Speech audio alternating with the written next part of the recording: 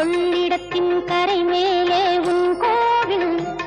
தரும் குங்குமம் தான் மங்கையர்க்கு காவல் தரும் குங்குமம் தான் மங்கையர்க்கு காவல்